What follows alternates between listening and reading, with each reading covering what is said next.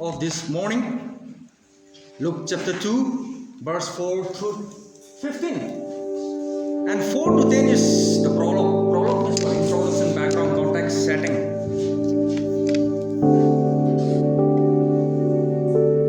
Here we see the proclamation of the gospel, good news, gospel yes, and the person of the good news, and finally the purpose of the good news.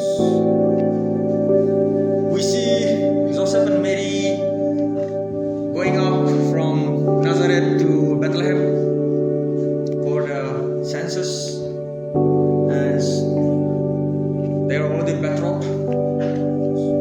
God, the Holy Spirit, supernaturally overshadowed, and her body was not free. She was heavy. She was pregnant. And then, as they reached Bethlehem, time has come to deliver. There was no inn. There was no guest room for them. And that very silent night, holy night, that very night, all night, lonely night, chilling night, the baby was born in a small, beloved Bethlehem. And it's not a popular place. And Joseph and Mary are anonymous. They are not known. They are not known by the people. Many will go out during those season, the census season, under the Augustus Caesar. They need to go and register the 12 tribes. And Joseph and Mary, they are the family, the line of David. So they went up to Bethlehem because Bethlehem is the city of David. And then nobody knows. It's everybody they are going for that census.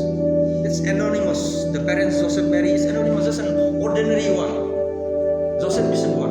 Carpenter. Mary, just ordinary cousin of Elizabeth. John the Baptist, mom, cousin. Nobody knew. Nobody acknowledged. It's just an ordinary, anonymous parents. And even the birth, at just ordinary Bethlehem, village, just a remote village. And they're also not in the among the big family or somewhere in the guest house or somewhere in a prominent place. But it's in a stable. And it's anonymous, nobody knows. And even the son, the baby, nobody knows it's anonymous.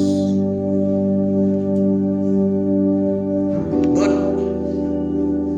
the same night, when the baby was born, an angel of the Lord appeared to the shepherd. And the shepherd were frightened, because the angel of the Lord is accompanied by the glory of God. And the angel said, "Don't be frightened, it's a good news. It's a good news, don't be frightened." And here the angel is going to what? Now announce who the baby is. What is the true color and what is the true identity, nature, purpose, person of that Bethlehem stable, ordinary father, mother, Joseph and Mary, son. So, what is the good news? The angel said, "Don't be frightened. I'm bringing you good news. A joyous what? Herald news." So, what is the good news? Good news in the Old Testament, it is hazar. It's a kind of deliverance, victory, or divine intervention. And in the New Testament, evangelium, evangel. It's a what? Good tiding, glad tiding, good news, joyous news. And in the New Testament setting, those days, first century AD, the Greco-Roman world, New Testament is really when in Greek, and the Greco-Roman world, that very word angelion is used for something military victory, good news of military victory, herald or birth or ascension of an empire, a good news. But here, the angel redefined this very word angelion. It's not, those human glory, human triumphant victory, ascension, deliverance, herald, good news. That is human victory, human herald, human news. No, it's a human oracle. But here the angel redefined the meaning of good news, angelion, good news. Don't be frightened, I'm bringing you a good news. The good news is that it's not from human kind. The good news is not about Roman or Greek empire, ascension or princess being born. The good news or an ascension, or it's not about a battlefield victory news. It's not about the extension of that very empire. It's not about that. It's not about mere human victory or ascension. Good news. Here the angel has redefined. Redefined means what? Modified, changed, overturned into a very Here the good news is what? The eternal good news, the eternal gospel. It is from God. It is from heaven. The good news is from heaven.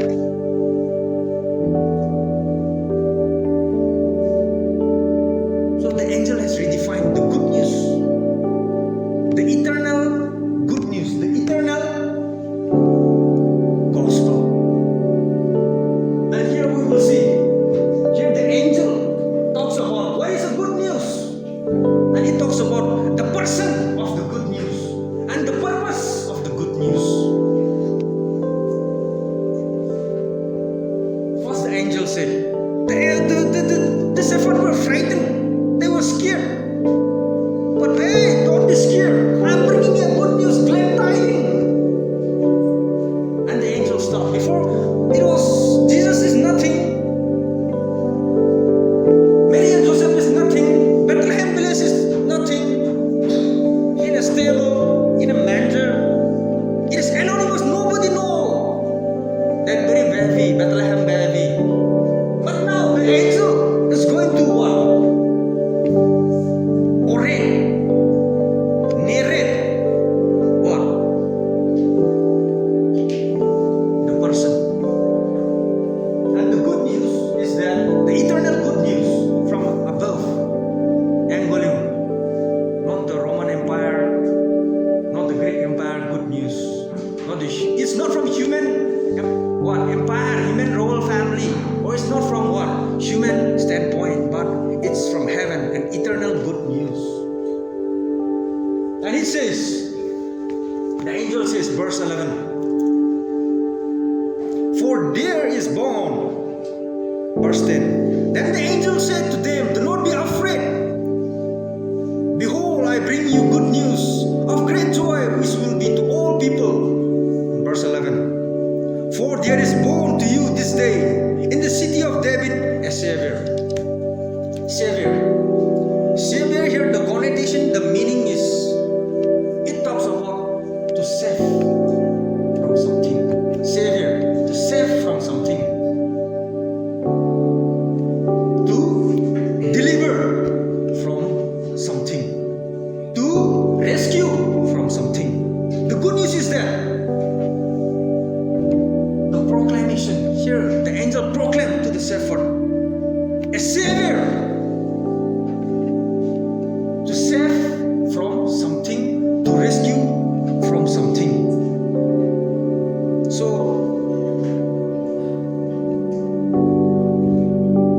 regarding this Savior, many people, many Christians, so-called Christian circle, when we talk about the charismatic and prosperity circle, they think it's all about, it's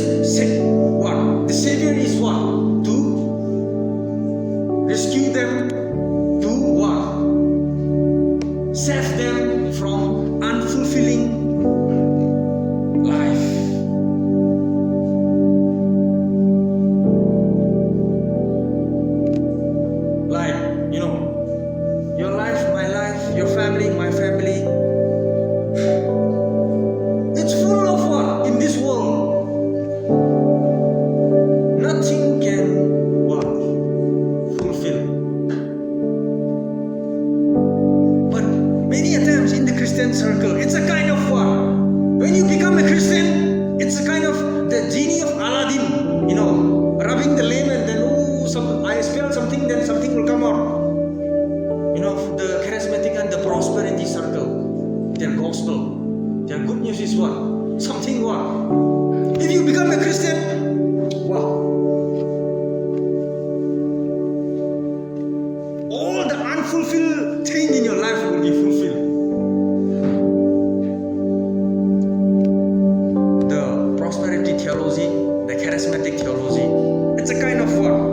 Spell it and claim it, name it and claim it. No. Savior. Here the good news, the proclamation is a Savior. A Savior, we know, it's what to save or to rescue from something. So what is something? Everyone born on this earth, everyone who possesses the blood of Adam and Eve, the very old story, is what? Heading to the what is that? I'm on the highway to hell. We have that AC/DC song, right? Everybody is heading to hell. It's condemned to hell. It's destined to hell. We are every Adam's descendant. What? Children are dead in sin and trespasses and in guilt. And it's condemned. It's alienated from the living God, from the Creator. Everyone is the children of wrath, the children of darkness. Everybody is dead, depraved, destined, children of darkness, inclined to dark world, evil world. Everybody is heading to the highway to hell. Thus, the proclamation of the good news, the joyous news is that a Savior, that Savior is going to save and rescue the sinner who are actually supposed to go to hell. Jesus Christ is coming to pay. The Savior is coming to pay the ransom. He is coming to substitute on our behalf so that He can rescue us from the sting, the power of the dead grave, Satan, hell broke loose. We are chained. And when someone encountered Christ, this very Savior, the rescuer, the deliverer, the Savior, when someone encountered this very Savior, now he or she is rescued from eternal condemnation, eternal brimstone, sulfur, burning hell. So we see the proclamation of the good news by the angel and the person of the good news. Again, verse 11. A Savior, Christ the Lord. Christ means English anointed, Hebrew Messiah. Messiah. All the prophets, the prophecies of the Messiah. Christ means Greek. Christos means Greek. Anointed means English and Hebrew. Messiah. So here it is talking about anointed king. The city of David, from David's line, we see in Matthew. Matthew is all about Jesus presenting as the king. And what? A king was what? The the Davidic covenant. We see the Davidic covenant. And we see the what? King's prophecy that the Messiah will come for what? Deliverance, restoration. And it's Jesus Christ. Angam means Jesus. And Doctor is Christ. Christ is a title, not a name. First we have to know. Christ is a title. It's not a name. Jesus is a name. Jesus is the name. Jesus Christ. Christ is a title. The title means what? A king. Jesus, and before when we discuss about the Savior, Jesus and Savior is anonymous. God save. The meaning of Jesus means the meaning of Jesus means God save. And Christ means King, the anointed King. So Jesus is what? Mazu is Jesus, and Rick and what? TXM, MTX is what? Christ. It is what? Christ is a title. Jesus means saving. He saved. A Savior. It's synonymous. Jesus and Savior is synonymous. And Christ is a title. It's title. President. President Angam. Angam, the president. Angam means Jesus, and president means Christ. A title. And Christ means what? Anointed King. He said, Pilate asked him before his crucifixion, John 19, are you a king? And Jesus said, yeah, you asked the right question, but no, it's not yet. It's what? Yeah. I'm not the king of this world. My kingdom is what? And this very Christ that is what? Prophesied throughout the Old Testament. What? It's going to fulfill literally. And now everyone, all his people, he is ruling an invisible kingdom. Where? Here. The heart of his people. The subject. The heart of his subject. And one day, now everyone who allow that very king to rule on this heart, all those people will what? Enter into a literal kingdom, 1,000 years, millennium. And again, we usher into the new heaven and new paradise, the new kingdom. He is an eternal king, the Son of God, the anointed Messiah, Christ. And when the angel proclaimed the person as Christ, it's not only about a king. The Bible tells us that he is a what? Anointed priest. The highest priest. Anointed priest. He is the what? Antitype of Melchizedek. The highest priest. Aaron. All those Levites. Every year, every day, for every sin, they offer the sacrifice. They offer the sacrifice. Yom Kippur, Day of Atonement, all the feasts.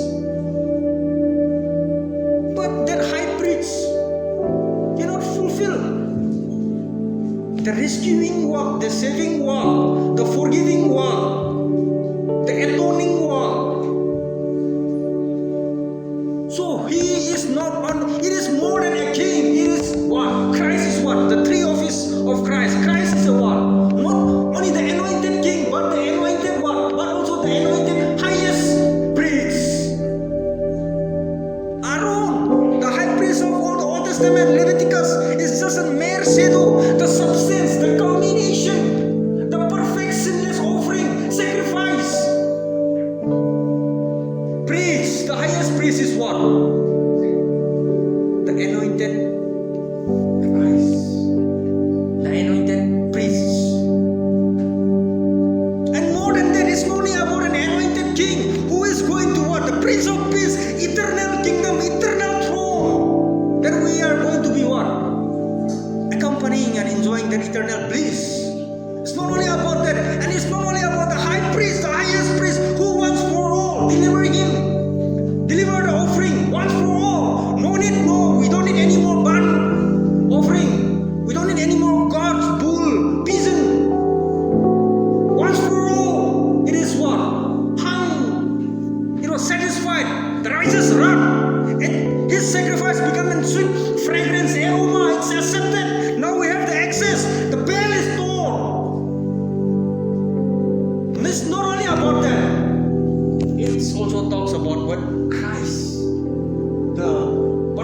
good news. It's not only about the anointed Christos, the anointed what? King. It's not only about the anointed what? Priest, but it's also talks about the anointed prophet. Yes, the anointed priest. 1 Timothy 2:5. There is one God, one mediator between God and man, that is Christ. He is the only mediator. He is the only priest that can access us, mediate to God on our behalf. The sinless perfect offering, the priest. Yes, he is the only mediator. There is only one God, one mediator between God and man, that is Christ. 1 Timothy 2:5. And here, nonetheless, the third office is what? The greatest prophet. The anointed prophet. Hebrews chapter 1 verse 1 and 2. God, as President talks about the last Sunday, God talks to the fathers. He talks to the Jews. God has talked to your father in the olden days, since what? The past, to your father through the prophets. And now in the end, in the last day, he has spoken through his son. Mouthpiece. Prophet means what? The mouthpiece of God. He is what? The mouthpiece, the greatest prophet. Jesus Christ is the greatest prophet, the anointed prophet of God. The Word become flesh, John 1:1. John 1, in the beginning was the Word was God, and the Word was God. John 1:14, the Word become flesh and dwell among men. So the Word is the what? Christ. So, and again, John 17, thy word is truth. God's word is truth. So, and Jesus said in John 14, I am the way and the truth. So the word become flesh and the word is truth. The word become flesh. John chapter 1 and John chapter 17, the word is truth. So the word is truth means the word is Christ and Christ is the truth. And he himself in John 14 proclaimed, I am the way, the truth. He is the truth. And John 8:32, you shall know the truth and the truth shall set you free. So everybody, unless encounter can or accept or place that truth or came across or what encounter that Christ, nobody has what attended the truth. We all seek for purpose, meaning in life, in different angle, in a wrong way. Then some people don't care. Some people just try to deviate, distort, or what, divert. Or some people what pursue the meaning, the truth, the purpose of life in a wrong way. But actually, the truth is here we see. He is the proclaimer of the truth, the prophet, the greatest prophet. The word become flesh. Thy word is truth, and you shall know the truth, and the truth shall set you free, because he is the way, the truth, and the life. When he talks about that truth of life, when he talks about a human origin, birth, life, death, time, heaven, hell, eternity, he talks about the truth. And at the end, he is going to what? Judge according to the truth. What? He has testified the truth. So he is not only the greatest eternal anointed king, not only the perfect mediator, not only the perfect anointed what? Priest, but also he is what? When we talk about Christos, it talks about three offices, and the third one is the greatest prophet who proclaimed. He himself is the truth. All the other prophets also say no. They talk about God's truth, but here when heaven comes down, when what? Emmanuel, God tabernacle among us, God what? The word become flesh. It is not born. It become the eternal word become flesh. He himself is the truth, the embodiment of the truth, the personification of the truth, all the truth, the A to Z, Alpha to Omega embodied within that very greatest prophet. He himself is the truth, the greatest prophet. So now we see the proclamation of the good news. There is the Savior to save, to rescue from what? Eternal condemnation. And he is also Christ, the Lord Christ. What? The eternal greatest kings of kings, and the perfect mediator priest, anointed priest, and the what?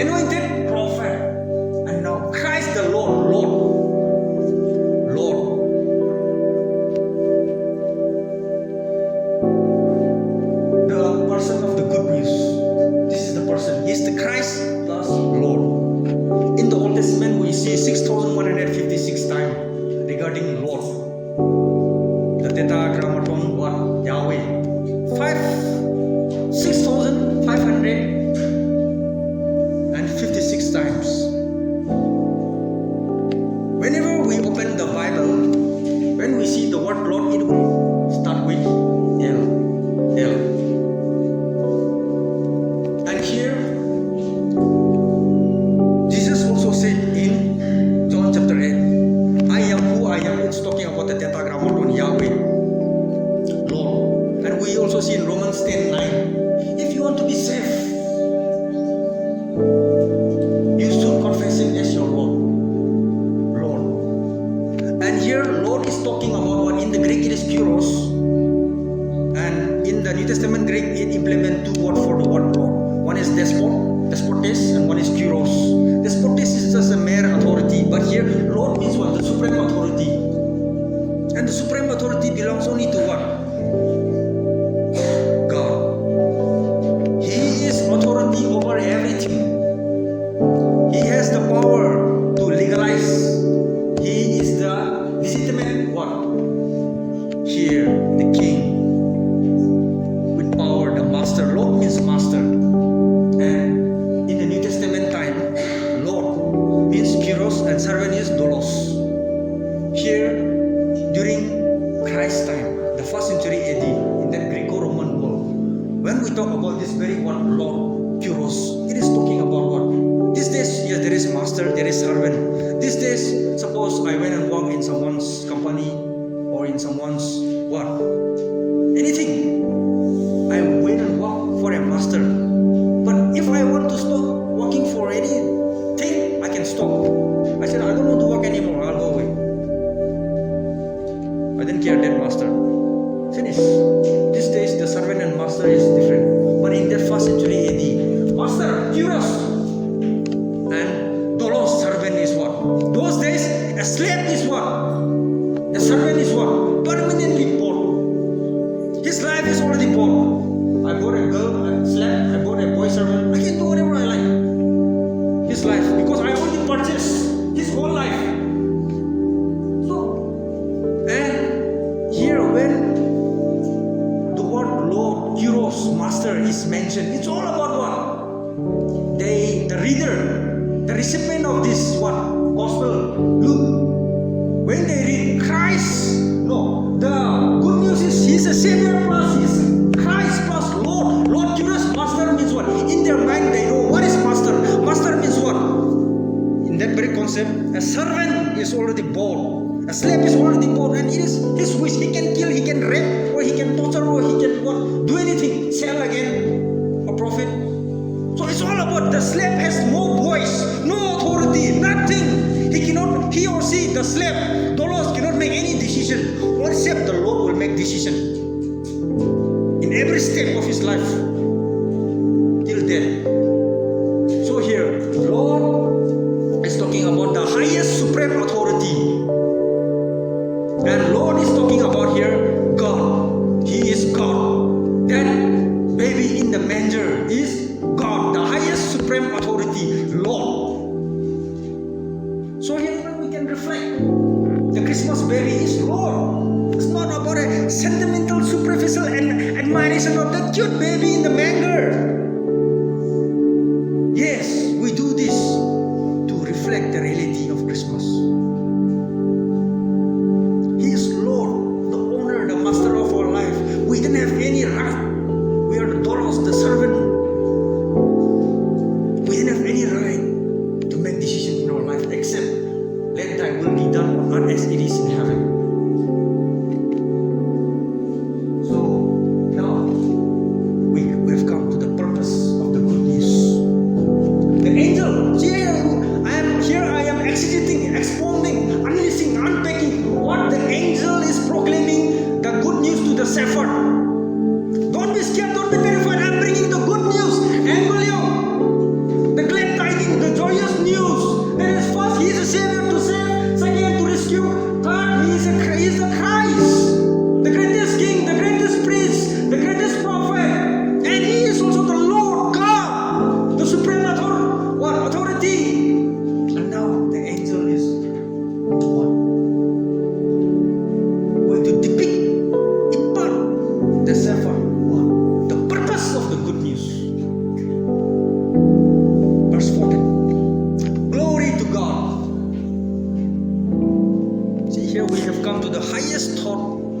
what? The transcendent thought, the highest what? Action and thought, and the highest point. Now we have come.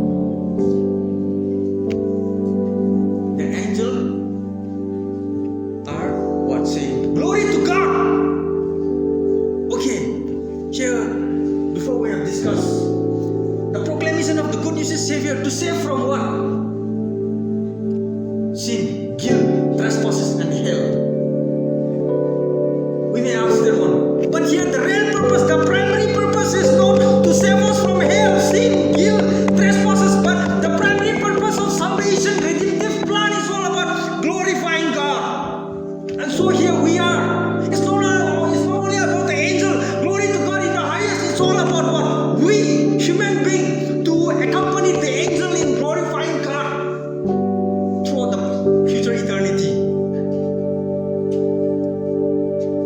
The ultimate purpose of salvation is not to rescue us from eternal hell. It's all about what? To bring glory to God. This is the culmination. What? This is the transcendent point, the highest point. The purpose of the good news, the purpose of salvation, the purpose of what? Redemption.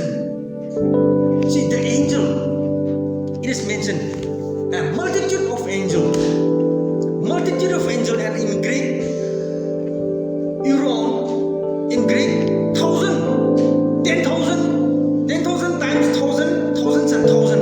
That is the highest, what? Numerical number. And here, okay, we cannot what?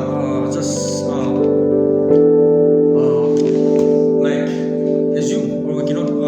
I cannot say, or one cannot say the exact number of the what? That numerous multitude of angels. Before only an angel appeared. The angel, what? The seven were frightened. But here now, suddenly, what? Multitude, host, army. The best translation is of angel appear, and they start rejoicing, saying, "Glory to God in the highest, peace on earth." See, in the Bible, in the Old Testament, we never see such hosts of angels appearing. Such great number of multitude of angels appearing. We never see in the Old Testament. Yes, time to time it appear and disappear. And even what in the New Testament, Revelation 4 and 5. At the end, we see the host of angels. What? Rejoicing again. For what? That also for what? For that what? Great saving work. When what? All of it is after rapture. Revelation chapter 4 and 5, it is after rapture. When the angels see the host, the multitude of the God's redemptive plan, saving work, God's sovereignty, God's mercies, God's grace, God's forgiveness, God's majesty, they start praising what? And glorifying God. Glory to God in the highest. So here, even here, the angel, they know since before incarnation. They know Trinity, the angel. Since the past eternity, they are glorifying and praising God. They know the angel, they know this person. They know Jesus Christ. They know the second person, Father, Son, and the Holy Spirit. They know the Son. Since the past eternity, they know. The angel know. And the angel, they know the fallen angel story. And they know what? The Genesis 3, the promised seed. And they know what Adam and Eve have done, that heinous, grievous mistake. And they know what? The promise that has been done to Abraham. And they know the Messiah that is prophesied throughout the Old Testament prophets. And they even before it was pregnant, they said to Joseph, they give the message to what? Mary. No, it is going to be like this, like this, like this. The angel they know, and the angel they know that this son, this what baby is going to live a perfect life, and the angel they know this baby is going to be what? Not to be spared by God the Father. The angel they know that this will be a what? Vicarious, a substitution. And the angel they know that it will be buried 3 days and he will resurrect after 3 days.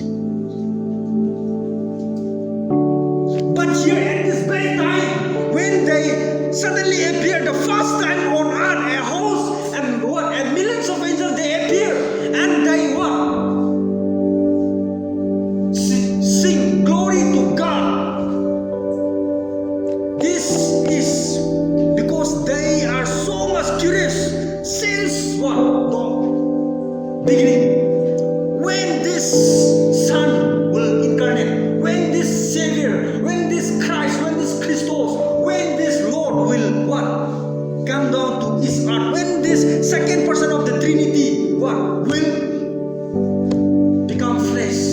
So when the word becomes flesh, they are so eager and they are now so what? Joyful, thrilled. And when they see this great, mysterious, salvific, redemptive plan, when the incarnate Son incarnated, so they a house, a multitude the first time on earth appear and sing and praise and rejoice, shouting what? Proclaiming what? Heralding what? Glory to God. So the purpose, the primary purpose of the good news is what? Glorifying God.